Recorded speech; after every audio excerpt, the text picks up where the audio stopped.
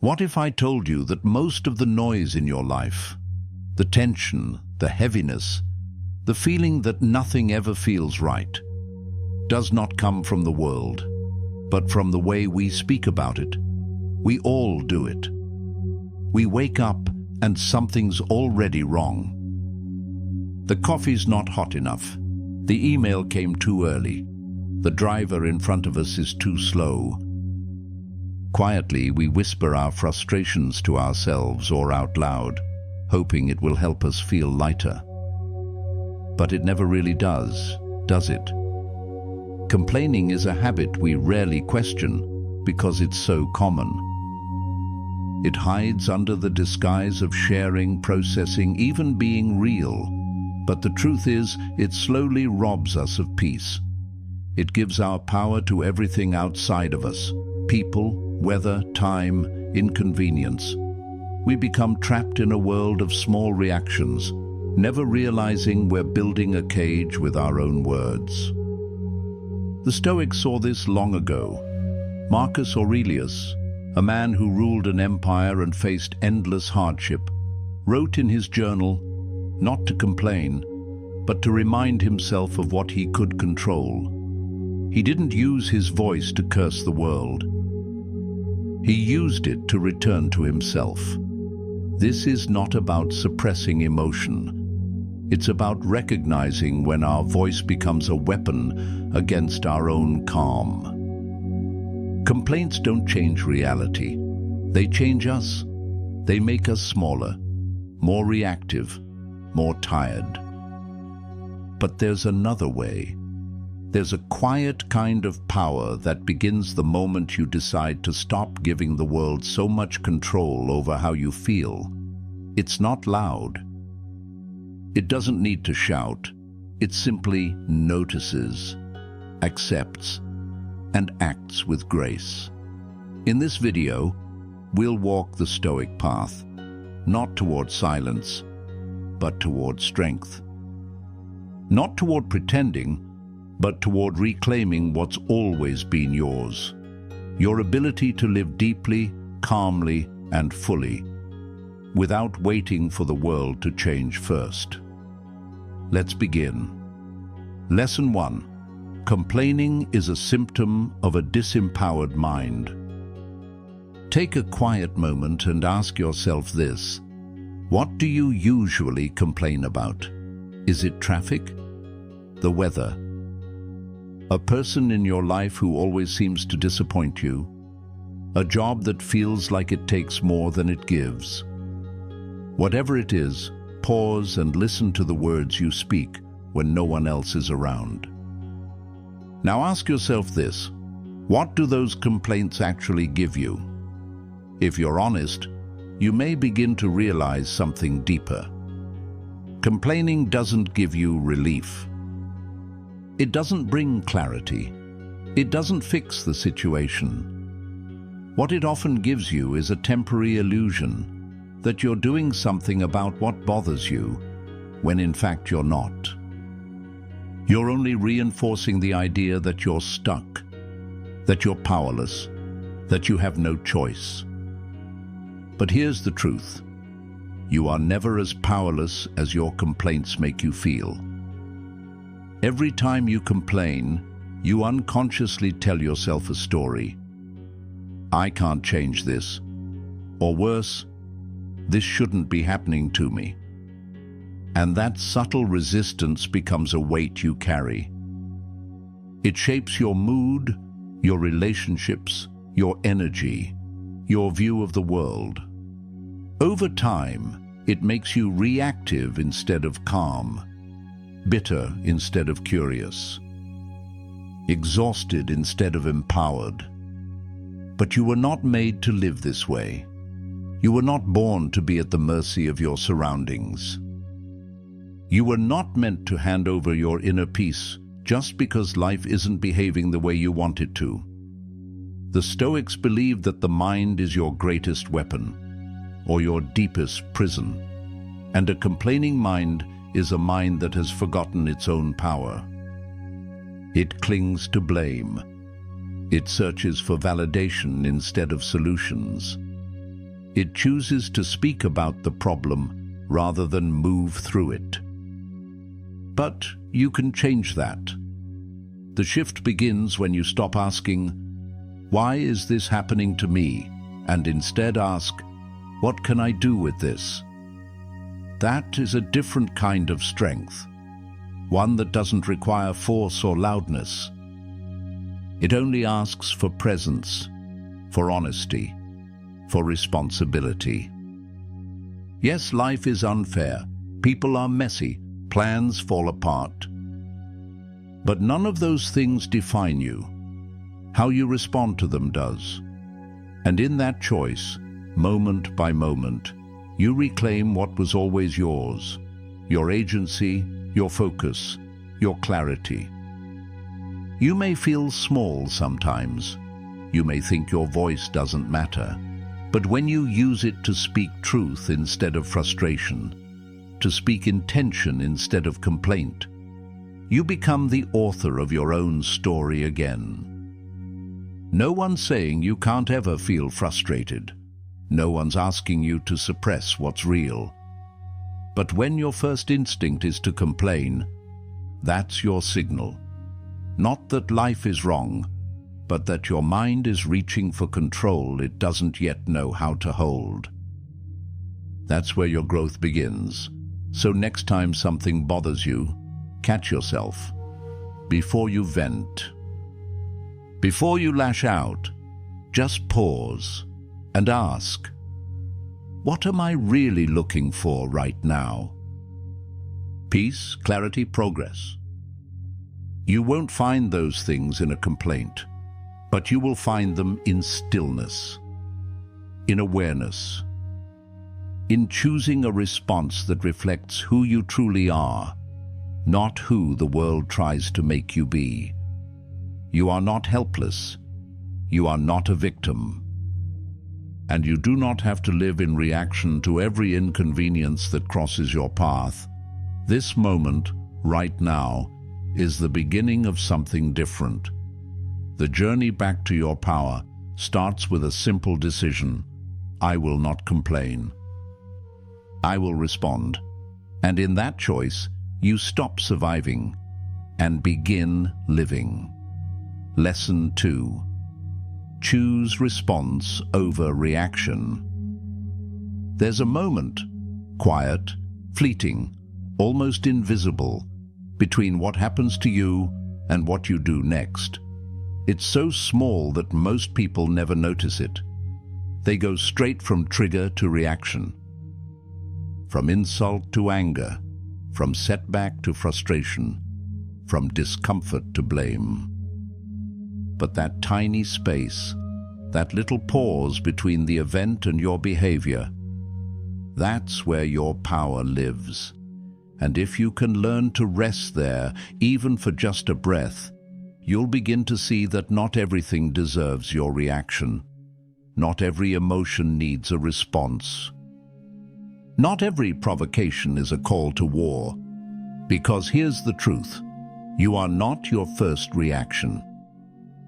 That initial surge of anger, that impulse to defend, to retaliate, to prove yourself, that's just a habit, a deeply wired reflex, something that once kept you safe, or seen, or in control. But now, it's often the very thing that takes your power away. Reaction is fast, it's loud, it's emotional, and it feels good in the moment. But response is calm, it's deliberate, it's strength in stillness. When you learn to respond instead of react, you don't let someone else's behavior decide your mood. You don't hand over your peace to whatever or whoever happens to upset you. You stay with yourself. You stay rooted. And that's what Stoicism invites you into. Not a cold detachment, but a practiced clarity. A deep inner presence that refuses to be tossed around by the chaos of the world. You might be thinking, but how do I do that? How do I stop reacting when everything inside me is screaming to explode? The answer is simple, but not easy. You slow down, you breathe, you step back.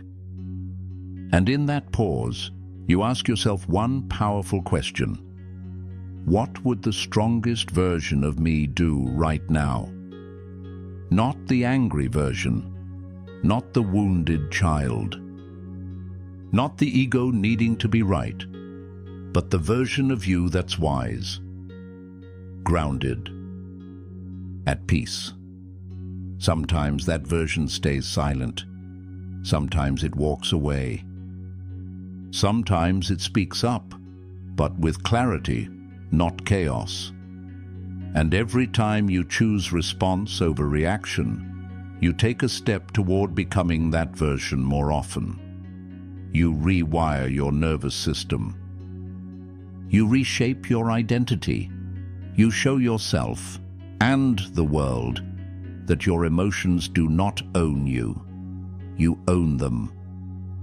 This is not about being passive. This is not about letting people walk all over you. It's about knowing that your reaction is a gift, and not everyone deserves it. So the next time someone cuts you off in traffic, or says something that stings, or life throws you a moment that feels unfair, pause. Not forever, just long enough to remember who you are. You are not here to be ruled by your impulses. You are here to respond from your values, not your wounds. That's where your inner power takes root. Not in how loud you are, but in how still you can be when the world gets noisy. You've been reactive for long enough. It kept you surviving.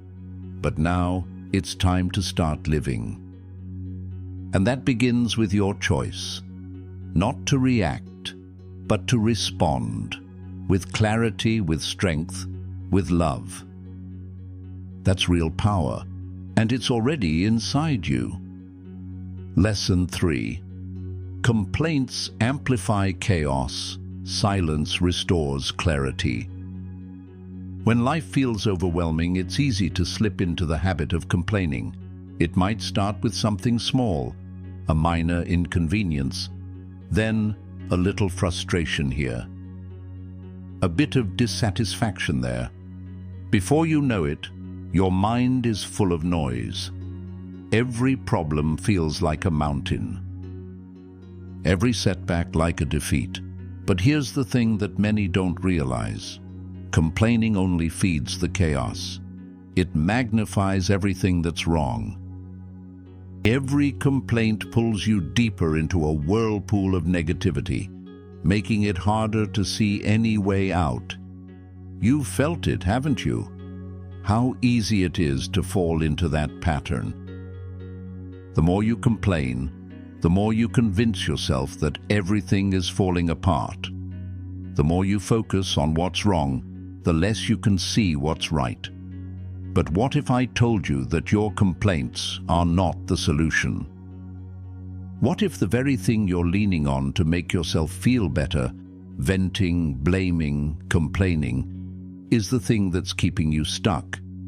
You see, complaints are a product of a mind that is no longer in control. They are a signal that something within you has been disturbed, but they don't provide clarity. They don't offer answers.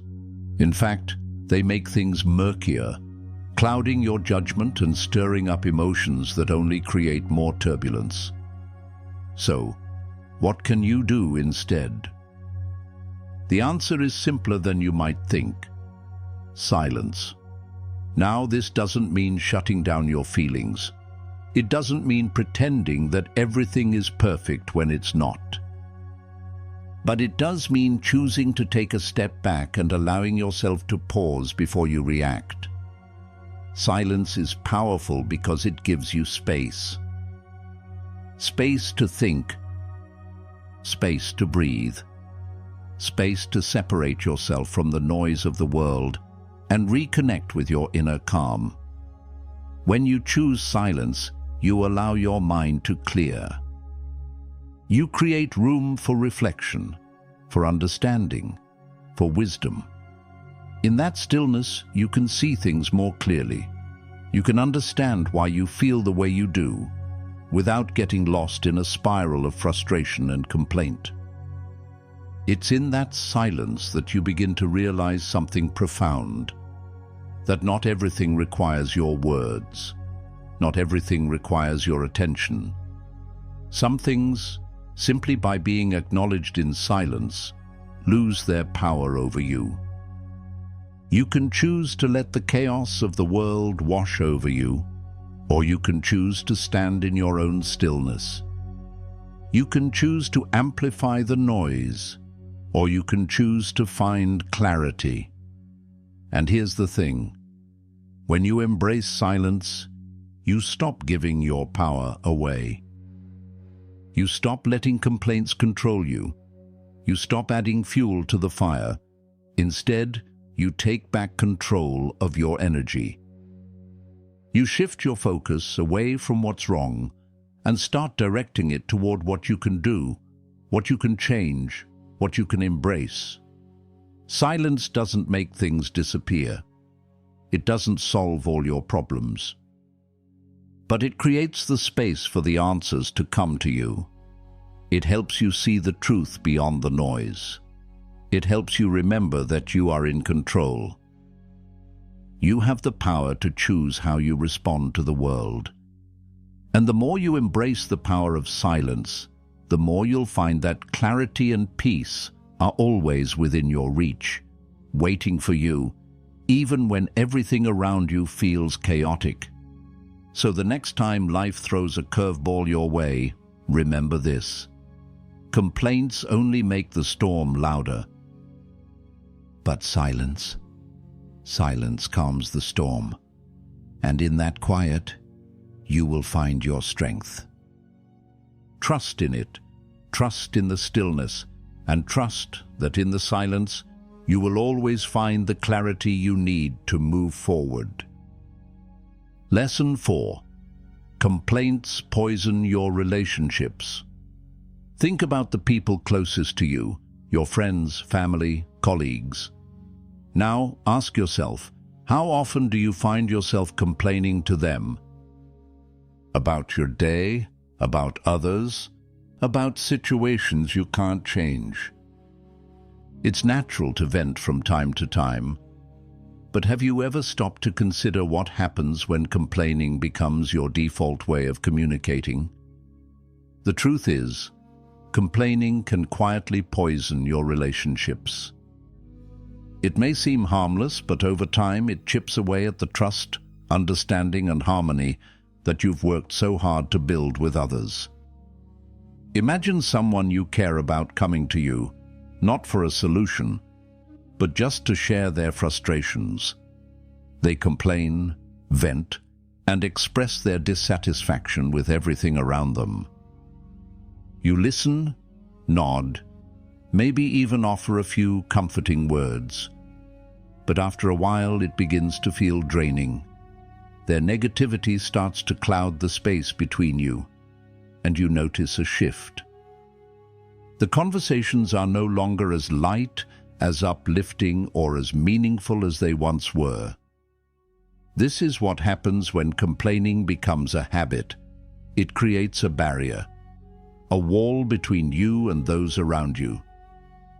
The more you complain, the more you push people away, even if you don't mean to. Now you might be thinking, but I just need to vent. I need someone to listen. And I get that. We all need to express ourselves. But here's the difference. Complaining doesn't just share your emotions. It burdens others with them.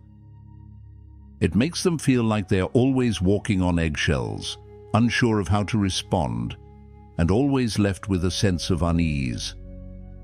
You see, when you constantly complain, it shifts the energy in your relationships. You're no longer sharing a space of growth or understanding. Instead, you create an environment where frustration, resentment, and negativity thrive. And while you may think you're simply expressing your feelings, Your words are slowly eroding the foundation of trust and connection that you've built. This isn't to say that you should never express dissatisfaction or frustrations. What I'm inviting you to consider is how you express them, how you choose to share your challenges with the people who matter most. Complaints, if left unchecked, can become a silent poison in your relationships. They eat away at the very core of your bond, leaving you and those around you feeling more isolated and disconnected. So, what can you do? How can you prevent complaints from poisoning the relationships you hold dear? Start by being mindful of your words. Be aware of how often you complain and how it affects those around you. If you find yourself always focusing on the negative, ask yourself, what am I really trying to say? What's beneath this complaint? Is there a way to communicate my feelings without adding to the heaviness of the situation? Instead of complaining, try to express your emotions in a way that invites conversation, understanding, and connection. Share your challenges without expecting sympathy. Offer solutions, or simply ask for perspective. Invite others into your experience without burdening them with your dissatisfaction. By choosing your words carefully and being mindful of the energy you bring into your relationships, you can begin to shift the dynamic. You will find that when you stop complaining, your relationships start to thrive. They become spaces of encouragement, of mutual growth, and of shared understanding. You have the power to transform your relationships by changing the way you communicate. Every time you choose to express yourself without complaint, you create a ripple effect. Your words become a source of light, of clarity, and of connection. So, what will you choose? Will you continue to let complaints poison your relationships? Or will you take control and begin to nurture the connections that matter most? The choice is yours. Lesson 5. Gratitude is the root of inner power. Take a deep breath for a moment and think about the things you have right now. Not the things you wish you had, or the things you hope to gain in the future.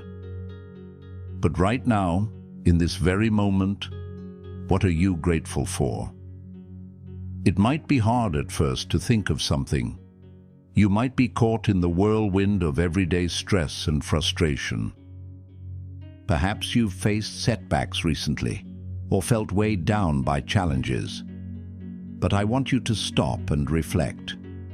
What if the secret to unlocking your true inner power lies not in more success or material gain, but in cultivating gratitude for what you already have? Gratitude, in its simplest form, is the recognition of the good that already exists in your life. It's the practice of noticing what is already working, even when it feels like the world is falling apart. Gratitude is a choice to focus on the abundance that surrounds you rather than the lack.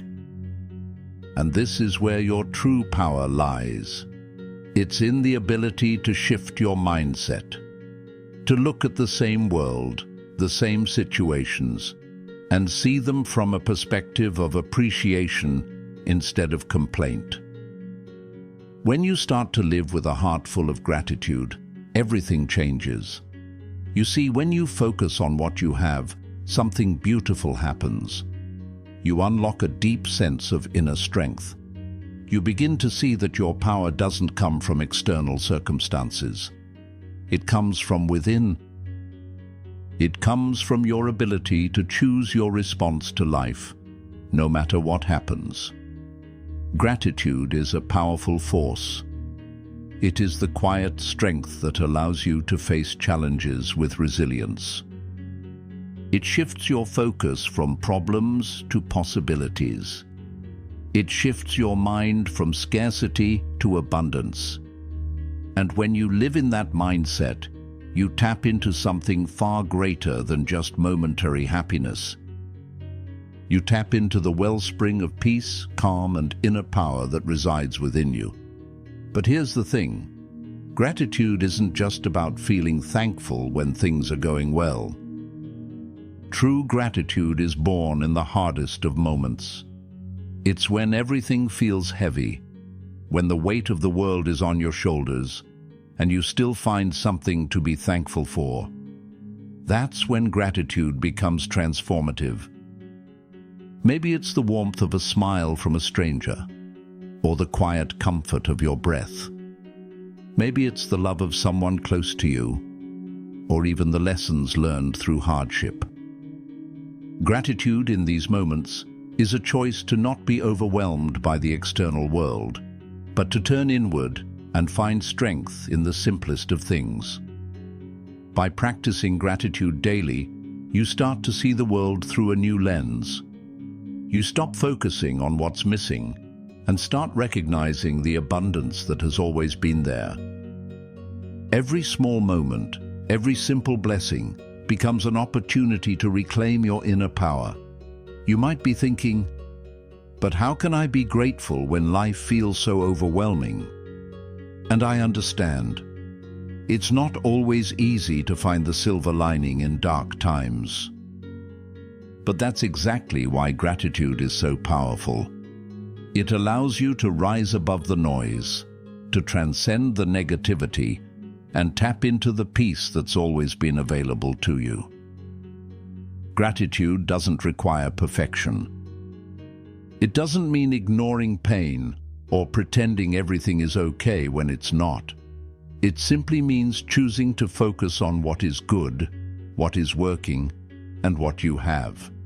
And in doing so, you open the door to a life filled with more joy, more peace, and more power. Start small.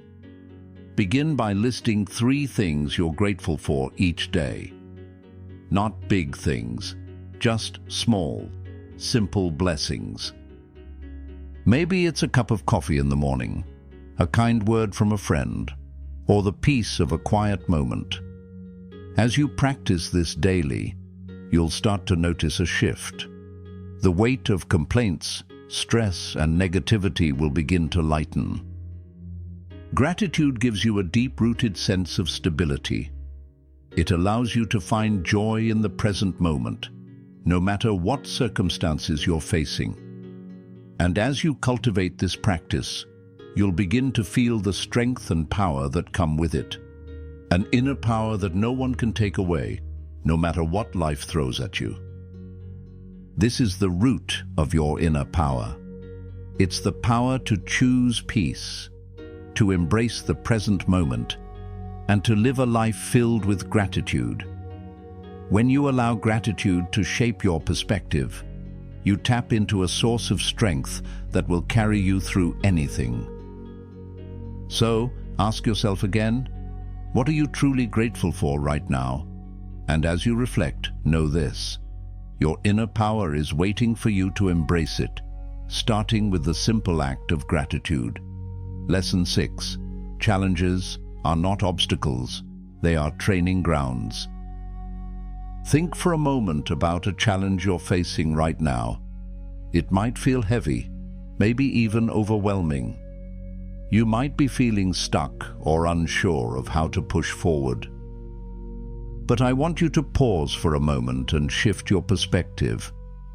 What if this challenge, this very struggle you're facing, is not something standing in your way, but rather something that's meant to help you grow?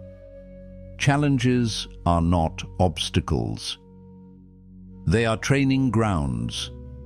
Imagine yourself standing before an obstacle, something that seems insurmountable.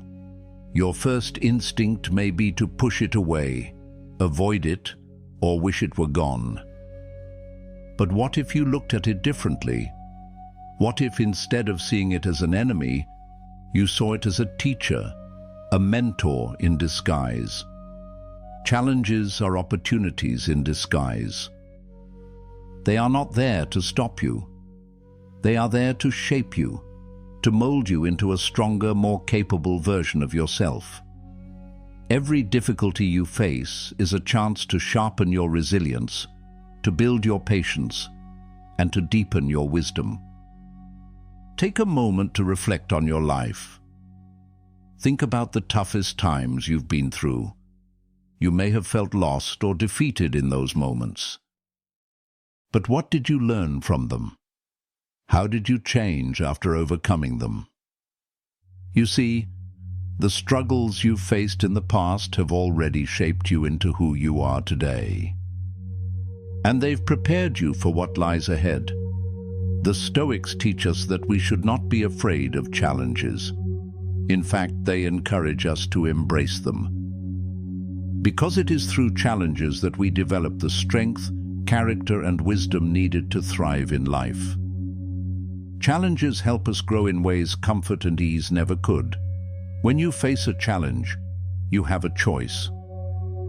You can react with frustration and resistance, or you can choose to respond with grace and determination. The key is understanding that every challenge, no matter how difficult, is an opportunity for growth. The pain, the struggle, the discomfort, they are all part of the process. You are not defined by the challenges you face. You are defined by how you respond to them. Every time you face a hardship and choose to persevere, you are training yourself.